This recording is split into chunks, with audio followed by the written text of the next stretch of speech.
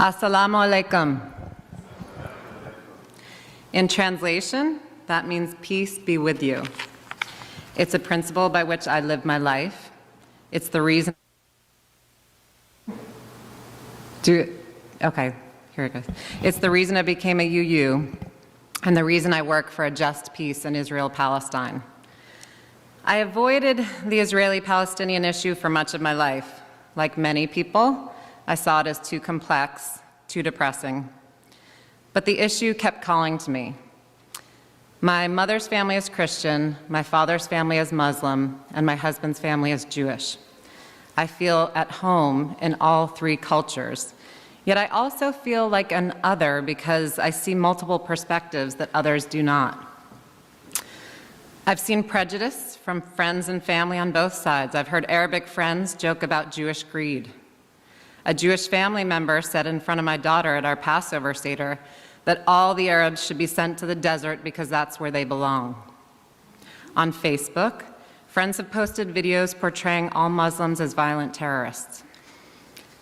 But I've also been so blessed to witness the warmth and generosity of both Jewish and Muslim cultures and to see that they share more similarities than they realize.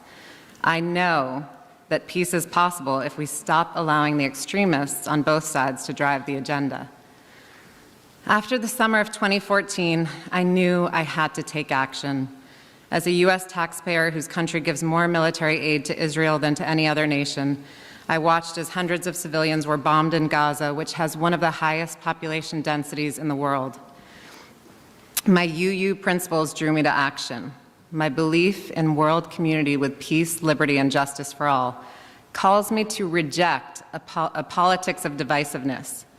I can stand against institutionalized discrimination and segregation and at the same time be both pro-Israeli and pro-Palestinian.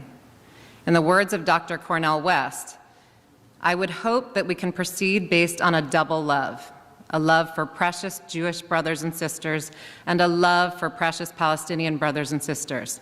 That's not a contradiction. Both groups have been terrorized and traumatized and stigmatized. If there was a Palestinian occupation of Jewish brothers and sisters, we ought to be morally outraged. If there's an Israeli occupation of Palestinian brothers and sisters, we ought to be morally outraged. But we must never tolerate one iota of anti-Jewish hatred or one iota of anti-Muslim sensibility. Can we walk that line?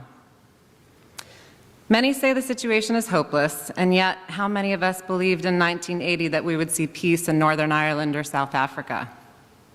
When I began organizing, hopelessness was replaced by inspiration from meeting resilient people like Rabbi Merrill Creen, who we are honored to host today. I was inspired by the work of NGOs like the Parents Circle, which is highlighted in our video today, thanks to some last-minute finagling by Bob. Thanks, Bob. They're a joint Israeli-Palestinian movement of people who've lost family members in the conflict, and they've educated thousands of people and met with world leaders about reconciliation strategies. In the holiday season, we're reminded to care for our neighbors and for strangers. We are reminded of our best selves, of that center of unconditional love that we each can tap into. That is where the peaceful solution lies. When we act from our best selves, we know that we may not control the outcome, but we can control our own actions. We stand for what is right because that is how we choose to live our lives. That calm center of peace sustains us even against great odds. This conflict hurts both Palestinians and Israelis, fueling anti-Semitism and Islamophobia. Occupation eats away at people's humanity. It erodes the morality of the occupier and the dignity of the occupied, rendering both more violent. The only way forward for both nations is to accept each other's common humanity. It is possible to build a future in which both Palestinian and Israeli children grow up with full rights. From my best self to your best self. If you have a dream of peace and justice in your heart, then give it a voice. Let it take wing in your actions. Don't allow the voices of division to be the loudest voices that are heard. I invite you to join us in dialogue today at noon with Rabbi Merrill Creen. We may all have different ideas about how to get there, but as UUs, we all stand for peace. Salam and shalom. Peace be with you all.